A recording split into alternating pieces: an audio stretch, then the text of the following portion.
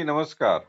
जी, नमस्कार, नमस्कार। हम बातचीत कर रहे हैं newsletter with Rakesh Ranjan YouTube channel के संपादक राकेश रंजन जी के साथ बेंगलुरु, कर्नाटक से। ये जो आप देख रहे हैं आए दिन जिस तरह की घटनाएँ घट रही हैं और रिश्तों में काफ़ी दरार बढ़ती जा रही है। माने बहुत दरार फैलती जा रही है। माने एक समंदर सी दरार कहिए इसको, समंदर सी दरार इसलिए कि कहाँ आप डूब जाएँगे। उस दरार के बारे में आपको पता नहीं है। आप रिश्ते में आ जाते हैं, रिश्ते में बंध जाते हैं, धार्मिक ट्रेडिशनल जो मान्यताएँ हैं उसको भी मान लेते हैं।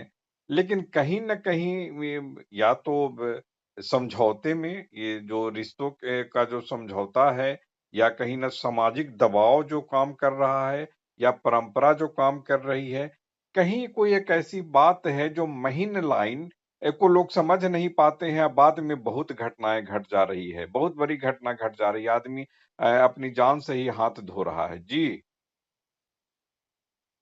देखिए, जो आपने बातें कही है ना, तो सबसे पहला जो इसमें जो सवाल है, उसी में अनेक विरोधाभास हैं और उसी में सारी बातें हैं, उनका जवाब भी है। पहले आप रिश्तों की परिभाषा तो तय करिए। आप जिस सामाजिकता की बात करते हैं, सामाजिकता और उसके दबाव की बात करते हैं, उसको तो समझिए। आज की तारीख में अगर ऐसे उदाहरण सामने आते हैं कि जो सामाजिक व्यवस्था बनी आ रही है, जो परंपराएं हैं, उसके तहत कोई नए जीवन की शुरुआत करता है, किसी की शादी होती है। इसके अलावे दूसरी भी व्यवस्था है इसी सामाजिक में, आप अपने स्तर से भी स्वतंत्र हैं। इसी देश में नियम है, कानून है, तमाम चीजें हैं। अब बालिग हैं, प्यार करिए, मोहब्बत करिए, शादी बचाइए। अगर परिवार आपका नहीं राजी हो रहा है तो कोर्ट में चले जाइए, कोर्ट है, आपको संरक्षण मिलेगा, कानूनी संरक्षण। तीसरा एक मंच है कि भाई अब तो शादी.com कौन तमाम आ गया, वहां भी जाइए, मनपसंद जोड़ा चुनिए, तमाम चीजें हैं, करिए शादी विवाह, तमाम चीजें। लेकिन जो साइड इफेक्ट की बात है, तो ये तो तीनों में समान रूप से आ रही है। दर्जनों उदाहरण, क्या सैकड़ों हजारों उदाहरण है, आसपास परिवेश में है। आप पढ़ते ही हैं, हम लोग तो मीडिया में काम करते रहे हैं, सक्रिय रहे हैं। प्रिंट मीडिया में तो क्या हेडिंग लगाते, प्रेम विवाह का दुखद अंत। क्या होता था, क्या है, दहेज के लिए मार दी गई बेटियां। तो इस तरीके की जो बात है, तो चीजें पहले समझने की जरूरत है कि रिश्तों को समझिए कि आखिर रिश्ता क्या है। और कोई भी चीजें हैं तो अनुशासन तो मांगती है ना। अनुशासन क्या है? अनुशासन आपको बांधती है, एक लक्ष्मण रेखा तय करती है। एक जो परंपरागत व्यवस्था है जो चली आ रही है, वो व्यवस्था क्या है? आप पैदा हुए, आप जो भी हो, माने लिंग के स्तर पर आप स्त्रीलिंग पुल्लिंग जो भी, माने माने महिला हो, पुरुष हो, लड़का हो, लड़की हो, आपको जो प्रजनन की प्रक्रिया है, जो तमाम चीजें सब है, विज्ञान है, सब लोग पढ़े लिखे हैं, सब समझते हैं। आप जिस घर में पैदा हुए, जो आपको पैदा करने का माध्यम बना, आपकी माँ है, कोई पिताजी हैं, तो अब तो वो जो कर रहे हैं, अब उनकी क्या भूमिका है, उनकी उनके लिए क्या लक्ष्मण रेखा है कि भैया, अब आपने अगर पैदा किया है जिस तरीके से, तो अब आपकी जिम्मेदारी है कि बच्चा है, अबूझ है, सब है, इसको पालिए पोसिए, अब इसको आगे बढ़ाइए, तमाम चीजें हैं। इस तरीके से बातें आगे बढ़ती रहती हैं। आप भी बड़े होते हैं, आप भी एक इकाई बन जाते हैं, आपका भी शादी ब्याह, उसमें एक भूमिका जो तय होती है कि माता पिता आपको शादी विवाह कर रहे हैं, तमाम चीजें। अब इसका सकारात्मक पक्ष देखिए और नकारात्मक पक्ष देखिए। आपकी शादी होती है, तो चूंकि मामले जो चल रहे हैं वो शादी विवाह के इर्द गिर्द ही घूम रहे हैं, तो इसलिए आ रहे हैं, नहीं तो उसका भी और भी विश्लेषण और भी हो सकता था, और शुरुआत से। तो आपकी शादी होती है, तो उसके माध्यम आपके माता पिता बनते हैं। माता पिता देखते हैं कि भाई हमारे बेटे के लिए कैसा बहू लाएं, क्या लाएं, तो लाए, आपकी शादी कराएं। अब तो बातें बहुत हो गई, पहले के दौर में तो तय होता था कि भाई कर दिया तो कर दिया। अब तो इतना भी खुलापन आया है कि अभिभावक आपसे कहता है कि आपके लिए मैंने ऐसा लड़का लड़की देखी है या लड़का देखा है, आप देख सकते हैं, दोनों को मिल सकते हैं, समझ सकते हैं, आपका शादी विवाह होता है। अब जब आप एक यूनिट के रूप में खड़े होते हैं तो वो तमाम दुश्वारियां आपके सामने भी आती है जो एक स्वतंत्र इकाई के लिए होता है। जो दुश्वारियां आपके कभी माता पिता ने भी झेली होंगी आपको यहाँ तक लाने के लिए, यूनिट तक पहुंचाने के लिए। अब जब उन दुश्वारियों से दो चार होते हैं तो कभी असहज परिस्थितियां भी आती है, कभी टकराव भी होता है, कभी समझौतों की बात भी होती है, कभी ऐसी स्थितियां बनती है जिसमें लगता है आपको कि नहीं कुछ अब गलत हो रहा है, अब हम दोनों साथ नहीं चल सकते, हमको कुछ अलग हो जाना चाहिए। उसका रास्ता क्या होगा? उसका रास्ता होगा कि बातचीत के स्तर पर हो। चूंकि आप दोनों के बीच बातचीत से रास्ता नहीं निकल रहा है तो एक मध्यस्थ की जरूरत पड़ती है। तो आपका माध्यम चूंकि आपका माता पिता बना हुआ है दोनों का, वो लड़की के माता पिता हो वो लड़का के माता पिता हो, तो आप क्या करते हैं? आपको अगर अपनी पत्नी से शिकायत हो तो आप पिता को कहते हैं कि अरे क्या आपने किया, देखिए ये मुसीबत खड़ी हो गई, तमाम चीजें हैं, अब आप देखिए भैया आप निपटाइए, अब हमसे नहीं सब चलने वाला। अगर उस महिला को उस लड़की को दिक्कत होती है तो क्या करता है? वो अपने पिता को कहता है कि अरे क्या किया आपने, अब हम क्या बोले नहीं बोले। फिर दोनों मिलते हैं, बैठते हैं, रास्ता निकालते हैं। अगर कुछ आर्थिक दुश्वारियां हो या और भी कोई भी कारण हो, चूंकि एक इकाई खड़ी हुई है तो उसके जीवन में भी बाल बच्चे आए या जो भी हो, जो एक प्रक्रिया है, या उसके लालन पालन में परेशानी हो रही है, अगर वो कोई काम कर रहा है, कोई कारोबार कर रहा है, उसके बच्चे उसमें आड़े आ रहे हैं कि समय नहीं निकाल पा रहा, क्या कर रहा नहीं है रहा, तो कहता है कि अच्छा लाओ ना भाई, बच्चा है क्या समस्या है, रखने तो मेरे यहाँ रहेगा, पालते हैं इसको, हम लोग क्या है, हम लोग तो बूढ़े हो गए, तमाम चीजें हैं, हमको कोई काम नहीं है, तो बच्चा है ठीक है, मेरा भी मन लगेगा, मनोरंजन होगा। इस तरीके से बातें हो जाती है। पहले जो संयुक्त परिवार की व्यवस्था चलती थी उसमें क्या होता था, हम लोगों को तो आज तक याद नहीं है कि कौन चाची और कौन मामी या किधर नाश्ता किया, किधर भोजन किया, किधर नहाया और किधर खेलने चला गया। जिधर मन करे उधर गए, इतना बड़ा परिवार है। वो जो है उसमें क्या होता है, कोई नौकरी में भी जा रहे, महिलाएं भी, हमारी फुआ वगैरह नौकरी करती थी, अपने ही यहाँ रहती थी तो देखते थे। वो स्कूल जा रही है, माँ उसके बच्चे को पाल देती थी, देखते रहती थी, तमाम चीजें होती। अब जब धीरे व्यवस्था आई दुश्वारी तो एकल परिवार हुआ। अब उस एकल परिवार की क्या दुश्वारियां हैं उसको आप देख रहे हैं, तमाम चीजें हैं। उसके भी विकल्प के रूप में आए ना, वो पालना घर, कौन घर। अब माता पिता जा रहे हैं ऑफिस, बच्चे को घर आते हैं पालना घर में, और उसका भी साइड इफेक्ट, तमाम चीजें। तो पहले है कि रिश्तों को समझने की जरूरत है। आप कोई चीज जब बाजार से खरीदते हैं, चार बार हिला डुला के देखते हैं कि तो टूटल तो न है, करक न है, सब्जी है तो कहीं का पुराना नहीं है, खराब नहीं है, नया है, ताजा है। आप एक रिश्ता तय करें क्या तो आप पहले। यह कहना चाह रहे हैं, अगर वसीम बरेलवी के शब्दों में कहें कि दो पंक्ति, कि खुशी की आंख में आंसू की भी जगह रखना, खुशी की आंख में आंसू की भी जगह रखना, बुरे जमाने कभी पूछ कर नहीं आते।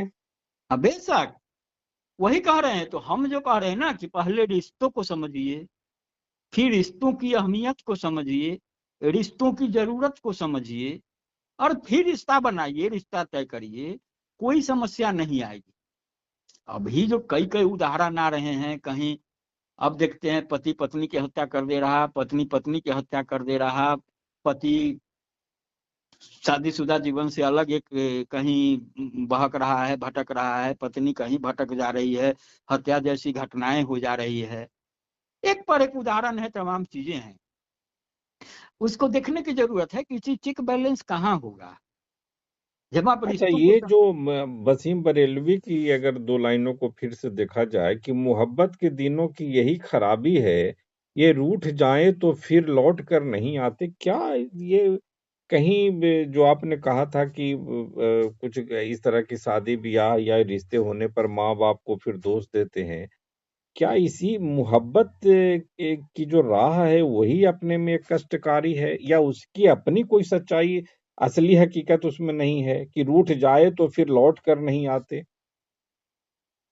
नहीं देखिए, इसका विश्लेषण जो है ना, अब तो देखिए, अब लेखक हैं, अब किस स्तर पर सोचते हैं उतना तो हम नहीं सोच पाते हैं, सबकी अपनी सीमा है नहीं, तमाम। इसलिए भी इसकी थोड़ी हम अंदर तक अगर घुस रहे हैं, पड़ताल कर रहे हैं, और उसी में इनकी और दो पंक्ति को देखें कि तुम्हारी राह में मिट्टी के घर नहीं आते। ध्यान दीजिएगा कि तुम्हारी राह में मिट्टी के घर नहीं आते, इसीलिए तो तुम्हें हम नजर नहीं आते। तो वही वही जो एक लक्ष्मण रेखा जो बता रहे हैं ना वो, और जहां वो दीवार खड़ी है जिन चीजों की, जो जिसकी ओर वो इशारा कर रहे हैं, वही चीजें हैं कि मतलब रिश्तों को पहले समझिए। वो प्यार का भी जो रिश्ता है, मोहब्बत का भी रिश्ता है, वो एक रिश्ता ही है ना। प्यार कब है? प्यार के बीच तो दो लोग हैं ना, दो लोगों के बीच प्यार हो रहा है ना। तो जो भी दुश्वारियां हैं, तो वही हम कह रहे थे आपको कि जो ये चीजें आ रही है, उन चीजों को समझने की जरूरत है। तो जो मैंने कहा था कि आप परंपरागत तरीके से अगर शादी ब्याह हुई है तो आप जाते हैं ना, माता पिता को उलाना देते हैं। लेकिन आप जब प्यार करके खुद अपनी इच्छा के अनुसार शादी करते हैं, तो फिर वहां जो दुश्वारियां होती है, उसको तो निपटने की जिम्मेदारी आपकी ही होती है। आप जाइएगा पिताजी को, कहते पिताजी बोलेंगे हम तो कहिए रहे थे कि तो जाओ बेटा, बहुत आनंद आ रहा है ना, अब समझो। तो कहने का है कि आप जब चीजों को पहले समझेंगे, जो करने जा रहे हैं वो है क्या, और उसके पीछे आगे क्या उसका सकारात्मक नकारात्मक प्रभाव भी हो सकता है, और उन परिस्थितियों से हम कैसे निपट सकते हैं, ये तमाम चीजों का आप मूल्यांकन विश्लेषण नहीं करेंगे, तो फिर दो ही बात होगी ना। नहीं तो प्यार पीछे छूट जाएगा, जैसे वो कहा ना कि मोहब्बत छूट जाएगी, तो वो पीछे छूट जाएगा। और अगर आप उसको हासिल भी कर लिया, तो उसके आगे जो चीजें हैं प्यार के, वो आपसे छूटती जाएंगी, आप उसको नहीं हासिल कर पाइएगा। तो यही जो है ना, इस चीजों को जब समझ जाएगा इंसान, तो बातें चीजें बहुत आसान हो जाएंगी और कहीं कोई दुश्वारियां नहीं है, ये तय होगा ना। अब जैसे आप देखिए कि इंसान की भूमिकाएं बदलती रहती है। आप बच्चे थे तो आप खिलौनों के लिए जिद करते थे, किसके सामने करते थे? आपकी इच्छाएं असीमित थी, लेकिन उम्मीदें भरपूर थी। आपको लगता था कि जो मेरे माता पिता हैं वो सब कुछ कर देंगे, उनके पास सब कुछ है, तमाम चीजें हैं। उस समय आप जिस रूप में खड़े होते थे और आपके माता पिता खड़े होते थे, जब आपकी भूमिका बदली और खुद आप माता पिता हुए और आपके बाल बच्चे सामने आए, और फिर वही अपेक्षा जो बच्चे के रूप में आप कर रहे थे, आपके बच्चे कर रहे हैं, और आपके पिता की जो स्थिति होती थी वहां आप खड़े हैं, तो अब तो इस स्थिति से निपटने की आपकी जिम्मेदारी है ना। तो फिर आप चीजों को कैसे हैंडल करेंगे, कैसे टैकल करेंगे? अब इच्छाएं तो अनंत हैं। आपने जब तय कर लिया, आप प्यार में बंध गए, प्यार को पाल लिया, एक रिश्ते में बंध गए, उसको हासिल कर लिया, तब फिर जो वहां जो एक लक्ष्मण रेखा तय होगी, तो वहां भी तो एक समझना होगा ना कि हमने प्यार किया है, किसी को अपनाया है, तो अब किसी और को पाने की हमारी जो लालसा है, उस पर अब हमको विराम लगाना पड़ेगा। अब हमारी इच्छाओं का दायरा जो है सीमित हो गया। अब हमको मनोनुकूल जो भी चीजें खोजनी है, पानी है, बस इतना ही है, ये सीमा है। आप जैसे ही सीमाओं से बाहर निकलने की कोशिश करिएगा या जाइएगा, तो जो असहज चीजें होती है उसका जो साइड इफेक्ट होता है वो हो रहा है। बातें बहुत सामान्य है, इसमें तो हमको नहीं लगता है कि बहुत कुछ दिमाग लगाने की जरूरत है। और जैसा कि आपने उदाहरण दिया, तो वो तो चीजें भरी पड़ी है, उसको देखिए, समझिए, और सब कुछ सामने है आईने की तरह। एक जी। बहुत बहुत मशहूर लेखिका हुई हैं वर्जीनिया वुल्फ, और वो कहती थी कि एक अपने उनका एक चर्चित उपन्यास है ओन ओन रूम्स करके, ओन अपना कमरा करके, उसका हिंदी में रूपांतरण हुआ था। तो वो कुछ कहती हैं कि जो कुछ भी हो जीवित रहो, मृत्यु से पहले मत मरना, खुद को खो मत देना, उम्मीद मत खोना, दिशा मत खोना, खुद से, अपने शरीर की हर कोशिका से, अपनी त्वचा की हर तंतु से जीवित रहो। जीवित रहो, सीखो, अध्ययन करो, सोचो, पढ़ो, बनाओ, आविष्कार करो, रचनात्मक बनो, बोलो, लिखो, सपने देखो, डिजाइन करो। अपने भीतर जीवित रहो, बाहर भी जीवित रहो। दुनिया के रंगों से अपने आप को भरो, शांति से अपने आप को भरो, आशा से अपने आप को भरो, खुशी से जीवित रहो। जिंदगी में सिर्फ एक ही चीज है जिसे तुम्हें व्यर्थ नहीं करना चाहिए, और वो खुद है जिंदगी। वर्जीनिया वुल्फ जी।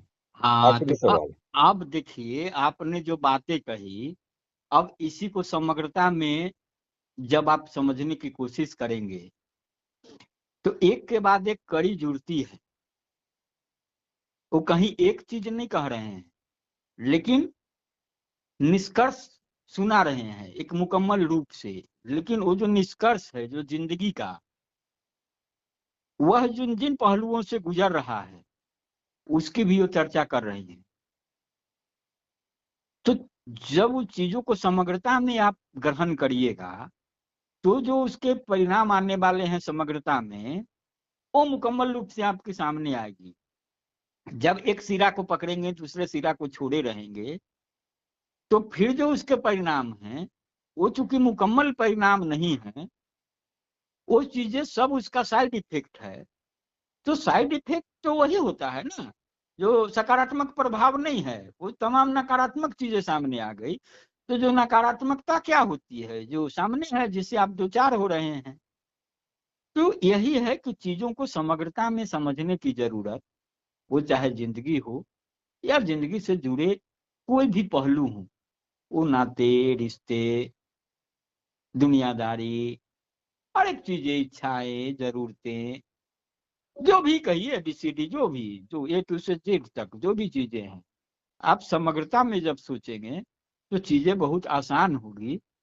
और फिर कहीं आपको न भटकने की जरूरत होगी, ना आप भटकेंगे, और फिर आप सही मंजिल की ओर बढ़ने लगेंगे।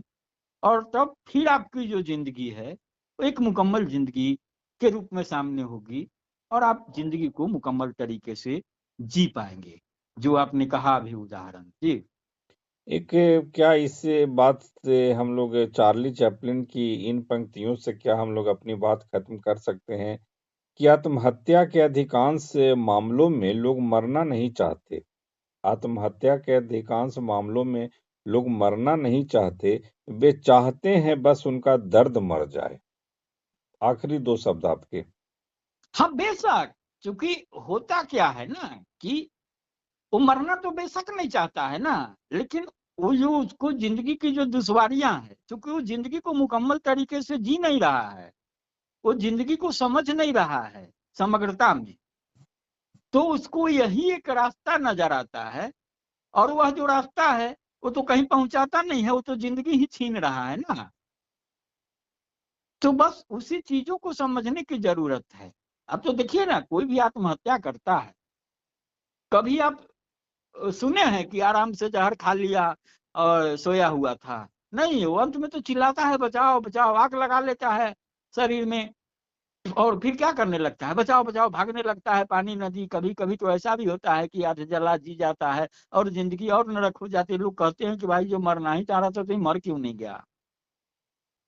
तो ये सब तरह की जो चीजें हैं, इसका मतलब स्वाभाविक है कि जो कदम उठा रहा था उसके बारे में भी उसको इस बात का एहसास नहीं था कि वो कदम हमको कहाँ ले जाके खड़ा करने वाला है। वह तो समझ रहा था कि हमारी जिंदगी खत्म हो जाएगी, अब हमारी कहानी खत्म हो गई। लेकिन कहानी खत्म कहाँ हुई? जो रब बच गया, जी गया। तो फिर क्या परिस्थितियां होती है? और फिर तो कहा ही गया है ना कि मौत तो एक अंतिम सत्य है। तो और इसी उसके के लिए साथ हम लोग अपनी बात खत्म करें शहरयार शायर जो हैं उनकी 2 पंक्ति के साथ, कि हर मुलाकात का अंजाम जुदाई क्यों है, हर मुलाकात का अंजाम जुदाई क्यों है, अब तो हर वक्त यही बात सताती है हमें। जी। हाँ हाँ, ये तो कोई किसी फिल्म में भी इस गाने को, पंक्ति को लिया गया है, गाने को। और ये जो शायद बाजार है या कोई फिल्म है या कुछ इस तरीके का है। नहीं, बाजार नहीं है, कुछ दूसरे तरीके का नाम है। हमको लगता है फारूक शेख वगैरह है जो उसके कलाकार और ये रमजान सब आदमी है या स्मिता पाटिल, जो भी हो, लेकिन इसका जो संदेश है वही है ना, उसको समझने की, ग्रहण करने की बातें हैं। तो है कि थोड़ा जो भी जीवन की दुश्वारियां हैं, तमाम चीजें हैं, उससे रहते हुए भी कुछ 2 मिनट अपने लिए भी मुकम्मल रूप से निकालें उसमें से, व्यस्त समय से, और 2 मिनट में चीजों को शॉर्टकट तरीके से नहीं समझिए। 2 मिनट जो दें वो 2 मिनट सिर्फ आपका हो और सिर्फ आप अपने लिए ही सोचें।